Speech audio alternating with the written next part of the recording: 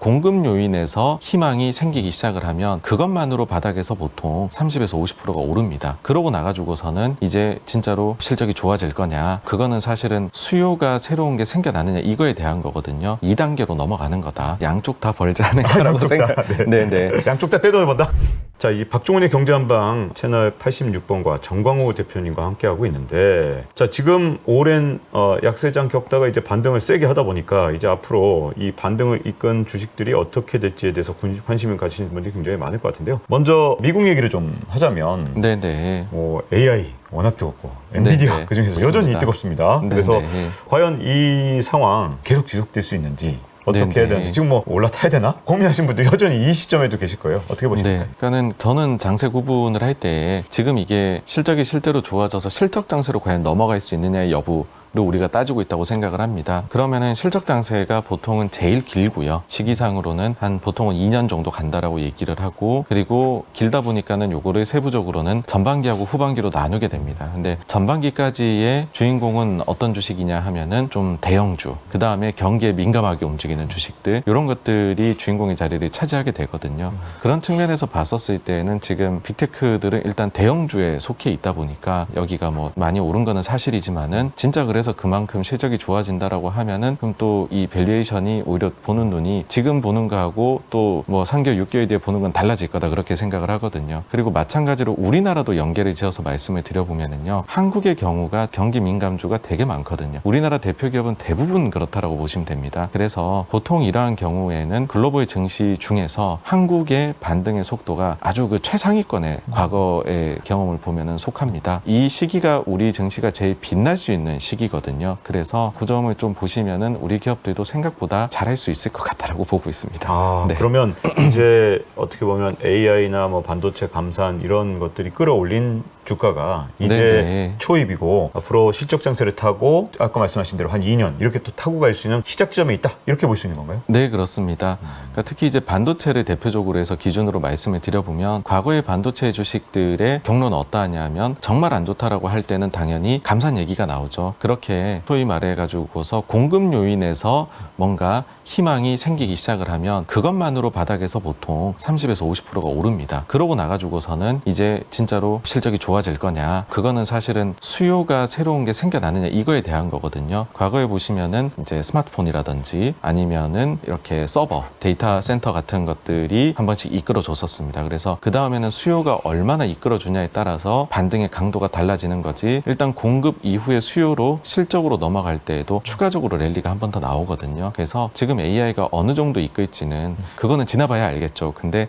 어쨌든 이제 실적이나 수요 쪽 얘기도 나오기 시작하면은 요거는 2단계로 넘어가는 거다, 그렇게로 생각하시면 어떨까 싶습니다. 네. 워낙 AI가 뜨겁기 때문에 근데 뭐 엔비디아가 잘 나가는 건 뭐 충분히 이해가 간다. 근데 문제는 그게 우리나라의 반도체 기업 뭐 삼성이나 SK 하이닉스로 이렇게 옮겨올 수 있을까? 이런 네네. 궁금함을 갖고 있는 분들이 많은 것 같은데요. 네네. 여기서 이제 궁금해지는 게 AI 서버라는 게 기존의 서버들보다 훨씬 단가가 비싸서 만약에 이런 글로벌 빅테크 기업들이 똑같이 100조 원을 투자한다. 예를 네네. 들어서 그렇게 너무 크게 맞나요? 근데 하여튼 뭐 여기 쉽게 하기 위해서 100조 원을 투자한다고 했을 때 AI 서버 값이 몇 배가 되기 때문에 한 대를 증설하기 위해서 다른 서버를 훨씬 덜 하게 되면 메모리 반도체 수요는 주는 게 아니냐, 이런 네네. 또 견해를 갖고 계신 분도 계시더라고요. 이건 어떻게 보십니까? 그러니까 충분히 걱정을 하실 만한 사안이다라고 생각은 합니다만은, 근데 현실적으로 봤었을 때는 일단 요거를 몇 가지 나눠서 볼 수 있을 텐데요. 이제 AI 쪽으로 투자를 하려고 하면 엔비디아 거 중에서도 최고가 라인을 써야 됩니다. 그러니까 하나당 몇 천만 원짜리인데 이거를 하나의 세트로 놓고 보면 몇 억짜리가 되거든요. 근데 기왕지사 그렇게 고가의 투자를 하다 보니 그거를 최적화를 시키기 위해서는 거기에 들어가는 메모리 반도체의 경우에도 최적화할 수 있는 최고가 라인이 지금은 들어가는 걸로 이렇게 파악이 됩니다. 네. 그쪽은 우리 기업들이 또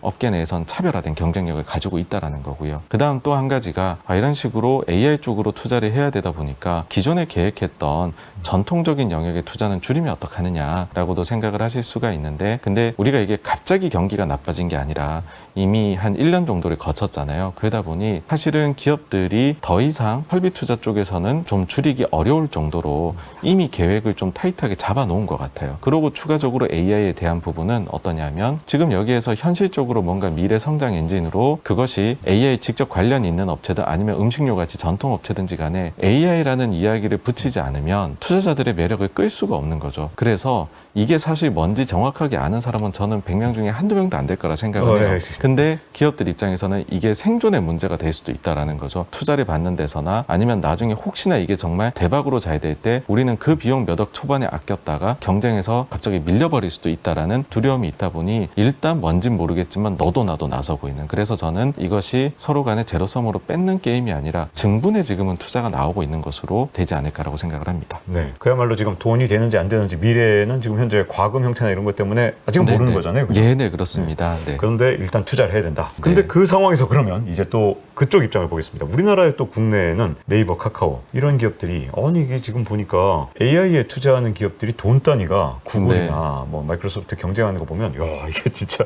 금액이 어마어마한데 우리가 이게 좀 같이 들어갈 영역이 있을까요? 전에는 그래도 우리가 언어라는 장벽이 있었는데 이번 AI 챗 GPT 보니까 언어 장벽 없어졌네 이런 생각이 정말 들거든요. 어떻게 보십니까? 그러니까는 뭐 지금 현재 회사 측에서의 주장은 우리말에 대해 가지고서는 본인들이 더 강점이 있다라고 얘기를 하는데 사실 근데 내놓은 거는 아직 우리 이제 고객 입장에서 볼만한 건 없는 거잖아요. 그러니까 지금 구글 같은 경우에도 챗 GPT가 나오고 나니까는 이제 대항마로 본인들이 연구실에 있던 거를 내놨는데 그처럼 지금 아직 가치 판단을 내리기는 이른 것 같습니다. 그러니까 실제로 서비스가 나오고 나서 그러고 나서 이게 정말로 괜찮을지 아닐지가 시장에서는 판가름 나지 않을까 싶고요. 회사 측의 말도 일리는 있는 거니까요. 우리말은 우리가 제일 잘할 수 있다 인 거기 때문에 아직까지는 저는 뭐 중립적인 입장에서 봐야 되지 않나라고 그렇게 생각을 하고요. 다만 한 가지 여기에 조금 더 덧붙이자면은 이쪽 관련해서 투자를 많이 늘리고 있는 글로벌 빅테크 기업들의 경우에는 비용 절감을 그와 동시에 많이 했거든요. 뭐 인건비 절감이나 이런 부분 들을 많이 하면서 이번 실적 시즌에서도 다 어닝 서프라이즈를 냈지 않습니까? 네. 근데 네이버하고 카카오가 과연 그런 모습이 지금 있었느냐라고 했었을 때에는 그들에 대비해가지고서는 조금 부족함이 있는 건 사실이다. 그리고 그 내에서도 이제 그런 쪽으로 양방향으로 이제 물론 미래도 중요하지만은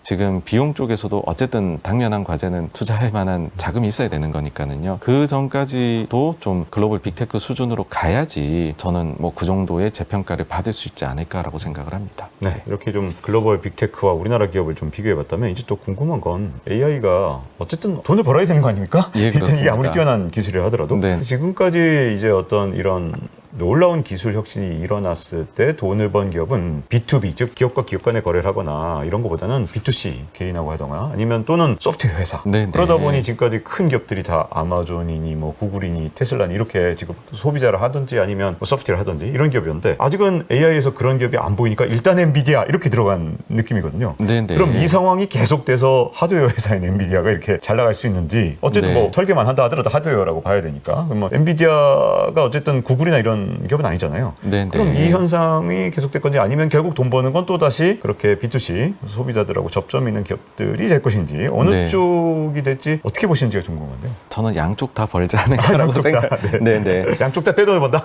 네. 예, 사실 지금 이제 엔비디아가 훨씬 더 강력하게 엄청난 강도로 돈을 이제 벌어가지고서 그래서 뭐 주가도 강하고 그 다음에 미래 추정치도 어마어마하게 올려버렸거든요. 실질적으로는 그 전에 실적이 AI 가지고 잘 나왔다라고 시장에서 평가가 내려진 거는 마이크로소프트이기는 했었습니다. 그러니까 빙이라는 걸 가지고서 검색 광고에서 굉장히 약했었는데 챗GPT를 작년 말에 내고 그거를 빙 서비스에 어떻게 잘 연계를 이제 시키는 사실 초입이었는데도 검색 광고 쪽에서 사상 최대 매출을 기록을 했거든요. 그래서 이쪽에서도 뭔가 가시적인 성과가 나오기 시작하는구나 라는 부분이 있고 추가적으로는 여러 업계들의 얘기를 들어봤었을 때는 실제 이거를 적용하기에 굉장히 노력을 하고 있는데 제 생각에는 게임 업계에서 이거를 제일 처음 실질적으로 이용할 수도 있는 그런 섹터가 되지 않을까. 근데 보니까는 본인들이 이제 그래픽 작업하던 것들 중에서 AI로 대체될 수 있는 부분이 너무나도 많다라고 몇몇 회사에서 이야기를 하시더라고요. 그렇게 돼버리면은 사실상으로는 엄청난 인력을 대체하는 효과가 나고 그와 동시에 신작 게임이나 이런 걸 만들 때의 개발 기간도 기적으로 단축을 시킬 수 있는 그런 부분이 있어가지고서 저는 일단은 가시적으로는 게임 업계에서도 이런 게 나오지 않을까라고 생각을 합니다. 그래서 결국은 이제 투트랙으로 하드웨어하고 소프트웨어 쪽이 동시에 가지 않을까. 않을까라고 생각을 합니다. 애플이나 뭐 구글 같은 데서 NPU 뭐 그래서 아예 인공지능에 특화된 그런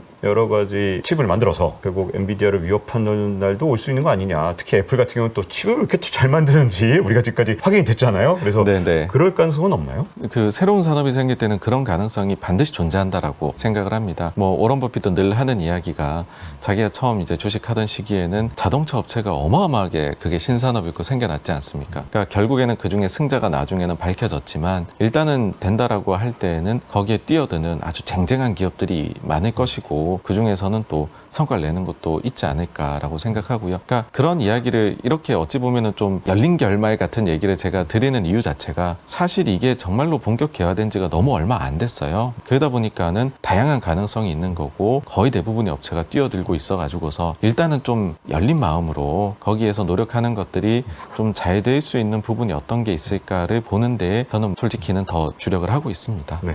그래서 많은 분들이 야 AI 하면 이제 엔비디아인 것 같은데 문제는 이게 조정이오면 사야 되는 거야? 아니면 이게 엔비디아가 뭐 조금 고평가된 게 아니라 20-30년어치 매출이다 이러다 보니 네네. 야 그럼 엔비디아는 지금까지 매출 비용 하나도 안 쓰고 매출만 다 모아야 이 주가가 된다는 게 말이 되냐? 또 미국의 여러분들이 그런 또 지적을 하신 분도 있더라고요. 미국 정부가 중에. 그러면 이게 조정이오면 사는 주식인지 아니면 고평가됐다고 봐야 되는 주식인지 이런 것들이 궁금할 것 같아요. 네, 사실 정말로 훈련된 투자자, 그 다음에 본인이 집중 투자를 하실 수 있는 투자자가 아니다라고 하면은 저는 이제 그런 말씀 드리거든요. 이게 장세 자체가 실적 장세 전반부일 때는 상황에서는 대체로 주식들이 높낮이의 차이가 있을 뿐이지 장 자체는 우리가 흔히 말해서 강세장이라 얘기를 하거든요. 그러면 우리가 엔비디아가 눈에 너무 보이지만은 그것만 보지 마시고 좀 포트폴리오 전략을 짜가지고서 하시는 것이 어떨까 싶고 예전에 투자 구루의 이야기를 드리고 싶어요. 여기 앙드레 코스톨란이라고 이제 유럽의 유명한 투자자 있지 않습니까? 그분이 이제 그런 질문을 받았더라고요. 그분 자체가 이 순환론을 주장을 하셨었잖아요. 달걀을 가지고서. 그래서 아니 그러면은 증시가 많이 빠졌다가 반등장이 나오고 있을 때는 뭘 사야 되나요? 성장주를 사야 되나요? 가치주를 사야 되나요? 아니면 많이 빠진 걸 사야 되나요? 적게 빠진 걸 사야 되나요? 하니까는 나 같으면은 말씀하신 거를 다 섞어 사겠다라고 얘기를 했거든요. 그러니까 일단은 장 자체가 강세장이다라고 생각이 되시면 그런 상황에서는 업종의 대표 주식들을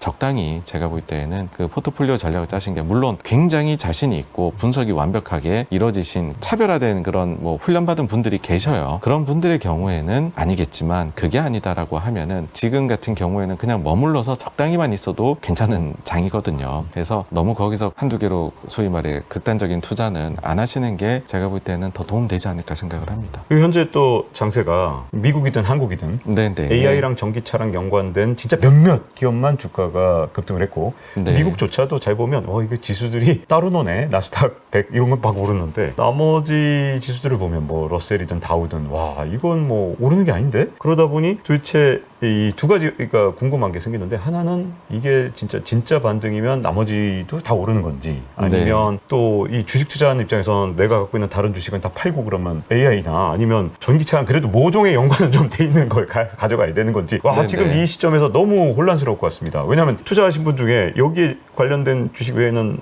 지금 다 안 올랐으니 이거 어떻게 되나? 궁금해하신 분 어떻게 보실까요? 굉장히 시장을 좋지 않게 보는 시각이 아주 이거는 전문 투자자들 사이에서도 파다 있었습니다. 그러다가 시각을 좀 바꾸기 시작을 할 때에는 제일 그중에서 어찌 보면 괜찮아 보이는 쪽으로만 일단 손이 아마 나가게 될 겁니다. 근데 그러고 나서 실제로 뭐 세상이 좋아질 때 오직 그 분야만 좋아지는 건 아니잖아요. 우리가 예를 들어 골드러시 하게 되면은 그 사이에 운송 물동량도 늘게 되고 청바지도 많이 늘게 되고 옆에 뭐 음식점도 잘 되고 이러듯이 결국은 경기가 최악의 상황에서 회복 국면에 들어가면은 그 온기는 퍼져나가게 됩니다. 그래서 지금의 상승하는 종목군들도 저는 지금보다는 더 퍼져나갈 것이다 라고 생각을 하고요. 그래서 너무 하나만 두 개만 생각하시기보다는 조금 나눠가지고서 하시면 어떨까 싶고 오히려 정말로 개별 종목단으로 접근을 해가지고서 투자를 좀 하셔야 되는 시기는 언제냐 하면은 그런 실적 장세가 이제 시간이 지나면서 나이가 들게 되면 실적 장세 후반부로 넘어가게 되거든요. 그때가 흔히들 말하는 개별주 장세가 정말 강하게 옵니다. 그래서 그 전까지는 제 생각에는 조금 이렇게 포트폴리오 전략을 하시면은 결국은 온기가 퍼지지 않을까라고 저는 보고 있습니다. 네. 그럼 좀 순수하는 지금 이제 몇몇 주식만이 지금 현재 시장을 주도하는 모습이지만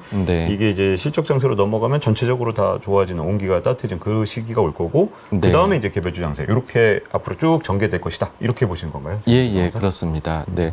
그리고 실적 장세 자체가 그 이제 뭐 우리가 흔히 말하는 금융 장세, 역금융 있잖아요. 그 중에서 전체 기간 중에서 절반 이상을 차지할 정도로 깁니다. 그래서 그 점을 보시고서 내가 지금 못하면은 1, 2주 사이에 이거 기회 다 놓쳤네. 그렇게까지 생각하실 필요가 전혀 없다라는 말씀도 드리고 싶습니다. 네. 자, 박종훈의 경제한방 현재 AI가 주도하고 있는 시장의 현황 좀 보면서 동시에 어떻게 대응해야 될까지 좀 말씀을 나눠봤습니다. 이렇게 나와주신 정광우 대표님 감사드립니다. 감사합니다. 자, 박종훈의 경제한방 이제 마칠 시간이 됐습니다. 다음 시간에 뵙도록 하겠습니다. 감사합니다.